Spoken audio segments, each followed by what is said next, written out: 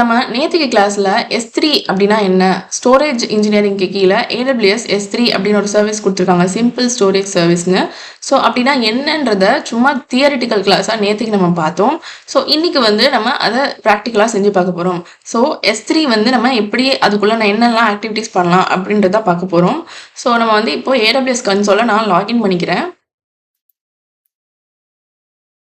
இங்கே பார்த்தீங்கன்னா ரீசெண்ட்லி வியூலேயே வந்து எனக்கு இங்கே S3 காட்டுது. நமக்கு இங்கே உங்களுக்கு அப்படி காட்டல அப்படின்னா ஒன்றும் இல்லை, இங்கே சர்ச்சில் போயிட்டு S3 அப்படின்னு சர்ச் பண்ணிங்கன்னா உங்களுக்கு வந்துடும். அது வந்து என்ட்ரு அடிச்சுக்கிறேன் நான். இப்போ இங்கே வந்தீங்கன்னா எனக்கு வந்து எந்த ஒரு பக்கெட்டுமே நான் இங்கே வச்சிருக்கல. ஸோ அதனால தான் எனக்கு வந்து இது எம்டியாக காட்டுது. பக்கெட்னா என்ன, ஆப்ஜெக்ட்னா என்னன்றதை நம்ம நேற்று கிளாஸ்லேயே பார்த்துருந்தோம். ஸோ ஒன்றுமே கிடையாது. பக்கெட்டுன்றது ஒரு ஃபோல்டர் மாதிரி, ஆப்ஜெக்ட்ன்றது அதுக்குள்ளே நம்ம போட்டு வச்சிருக்க ஃபைல்ஸ் மாதிரி, அவ்வளோதான், சிம்பிள். அதை இங்கே வந்து S3க்குள்ளே நம்ம பக்கெட் ஆப்ஜெக்ட் அப்படின்னு தான் நம்ம சொல்லணும் டெக்னிக்கல் டேர்மில்.